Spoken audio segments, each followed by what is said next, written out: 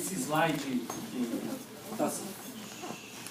que está sendo mostrado, eu mostrei no primeiro dia de aula de fisiologia respiratória como os tópicos que a gente iria discutir ao longo das aulas de fisiologia respiratória. Então, se vocês olharem, essa figura representa muito bem o que a gente discutiu nas aulas anteriores. Primeiro, como que o cérebro é capaz de gerar uma atividade e o sistema respiratório, como sendo um sistema motor, tem neurônios motores que vão promover a inervação de caixa torácica e dessa maneira influenciar e, na verdade, arquitetar a atividade de músculos respiratórios, que na verdade são músculos estriados esqueléticos, com inserção em caixa torácica. Não é?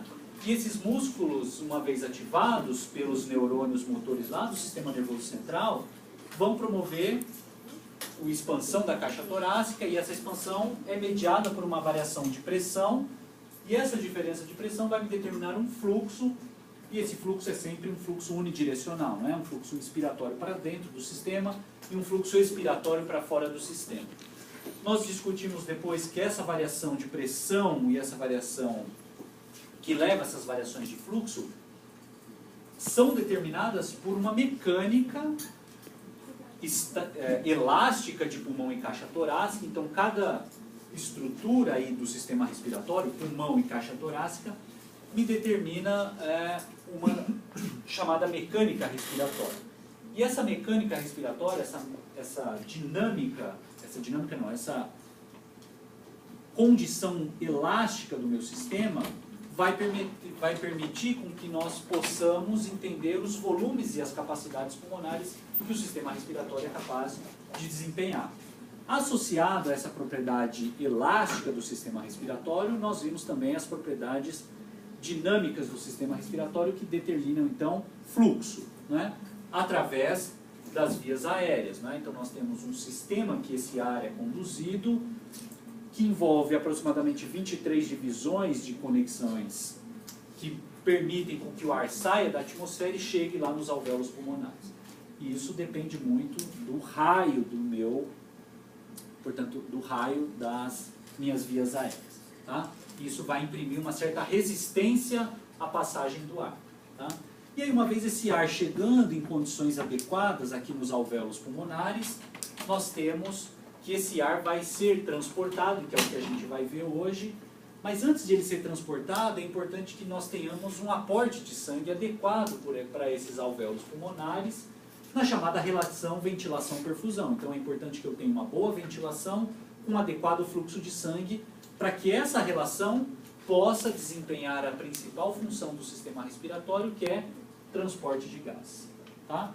Então a gente chegou na situação agora em que esse oxigênio está aqui no meu alvéolo pulmonar e como que ele vai ser transportado para os capilares alveolares. Tá? Lembrando que nós temos 100 metros quadrados aí de área de alvéolos pulmonares, com 280, quase 300 bilhões de capilares alveolares ao redor desses alvéolos pulmonares. Tá? Antes de discutirmos o transporte efetivo de gases, alvéolo capilar, capilar alvéolo, do capilar para um determinado tecido, é importante que, a partir de agora, eu vou começar a comentar com vocês, não quanto eu tenho de oxigênio, quanto eu tenho de CO2, mas sim a pressão parcial desse gás, né, num determinado ambiente. E para entender a pressão parcial de um gás, é preciso saber de onde nós podemos derivar essa pressão parcial, que nada mais é do que o quanto de pressão esse gás exerce num determinado ambiente. Pressão parcial, em termos matemáticos, químicos, ela significa, o cálculo seria a pressão total desse gás multiplicado pela porcentagem que esse gás apresenta num determinado ambiente. Então, se nós considerarmos o ar como 100%, novamente, esse ar no nível do mar, tá certo? Numa condição ideal, onde nós vamos ter uma pressão atmosférica de 760 milímetros de mercúrio. Eu sei que as concentrações dos meus gases, em porcentagem, são essas que estão mostradas aqui. Então, eu tenho 21% de oxigênio, muito baixa concentração de CO2 no ar ambiente, então 0,04, mas eu tenho muito nitrogênio, né? Então 21%, 78% e muito pouco de CO2. Se eu calcular as pressões parciais desses gases na atmosfera, no nível do mar, eu tenho os seguintes valores de pressão em milímetros de mercúrio. Tá? Aqui na cidade de São Paulo, nós temos valores diferentes de pressões parciais dos gases, porque nós temos uma pressão atmosférica diferente, que é aproximadamente 700 milímetros de mercúrio. Tá? Se eu for para La Paz, na Bolívia, 4.000 metros de altura, eu vou ter uma pressão total do meu gás, a pressão atmosférica é diferente. Né? Mas e a concentração dos gases? É a mesma daqui de São Paulo ou não? Vamos pensar, pressão parcial ou pressão atmosférica 760, não. Pressão atmosférica em La Paz, na Bolívia. Não sei de cor quanto que é. Vamos supor que é 400 milímetros de mercúrio. A concentração de oxigênio é a mesma, 21%?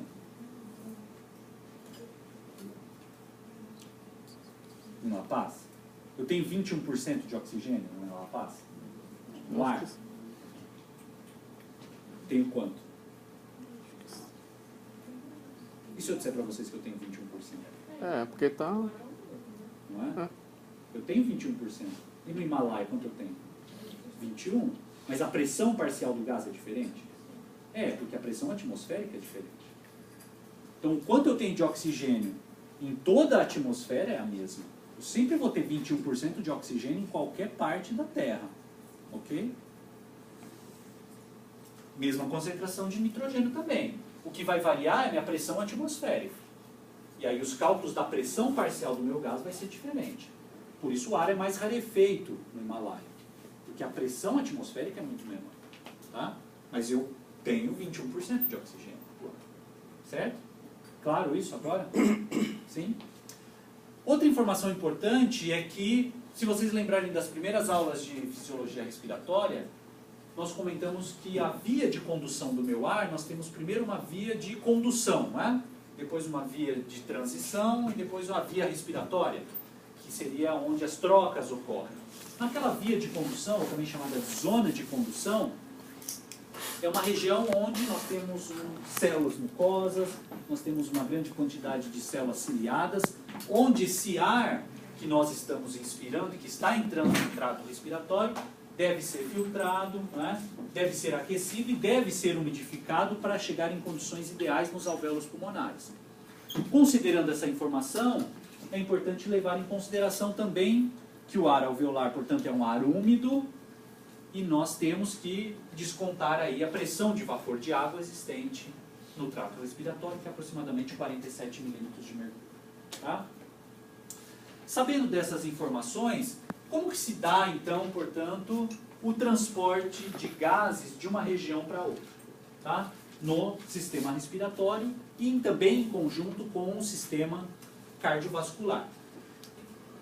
De uma forma geral, no organismo, a gente sempre realiza funções sem gastos de energia, não é? Sempre na tentativa de poupar perda desnecessária de energia, sempre para manter a homeostase adequada. Então veja, o enchimento do coração, comentei com vocês, de que 75% do enchimento cardíaco se dá sem gasto de energia, né? O sangue chega pelo retorno venoso, chega nos átrios e, como as válvulas atrioventriculares estão abertas, 75% de enchimento do coração é sem gasto de energia. Né? Outras funções no organismo, vocês vão ver fisiologia renal, fisiologia endócrina, secreções de hormônios, reabsorções de íons ao longo do trato renal, vocês vão ver que sempre ocorre sem gasto de energia. E no sistema respiratório isso também não é diferente. O transporte de um gás, e aí gás, entendam, oxigênio e CO2, que são dois gases com funções fisiológicas. Bom, alguém poderia, só um parênteses, me perguntar, mas quando a gente inspira, nós estamos inspirando 80% de nitrogênio, não é? Porque o nitrogênio é o que mais tem no ar, não é? 80% tem de nitrogênio, somente 21% de CO2 e de oxigênio e muito baixa concentração de CO2. Na verdade, o nitrogênio não tem um mecanismo fisiológico para transporte de nitrogênio. Ele é um gás, ele tem solubilidade em água, ele se dissolve no plasma. Tá? E dessa maneira ele é transportado e depois eliminado no próximo ciclo respiratório, na expiração. Diferentemente de oxigênio e CO2, tá? Que apresentam mecanismos de transporte que a gente vai discutir hoje. Então, voltando ao mecanismo de transporte, quando eu disser transporte de gases, nós vamos estar sempre falando de transporte de oxigênio e de CO2. Esse transporte ocorre de uma maneira passiva, através de um processo chamado de difusão. Eu comentei na aula passada, segunda-feira, de que mecanismos que afetam a difusão de gases está prejudicando a relação chamada relação ventilação-perfusão. Não é? E como que se dá esse transporte de gases por um processo passivo? Ele segue uma lei chamada lei de Fick. Vocês já devem ter ouvido falar dessa lei. E ela o que ela diz, essa lei? Primeiro que o transporte de gases ele vai ser diretamente proporcional à diferença da pressão parcial desse gás. Sempre onde eu tiver a maior pressão parcial para a menor pressão parcial desse gás. Então imaginem o seguinte, imagina que eu tenho no alvéolo e o capilar alveolar. São dois ambientes distintos, certo? Separado por membranas alveolares e membranas endoteliais do meu capilar. Então são dois ambientes distintos, mas com uma íntima relação. A pressão parcial de oxigênio é maior no alvéolo do que no capilar, não é? Eu não tenho, se eu pensar no meu capilar, no meu alvéolo,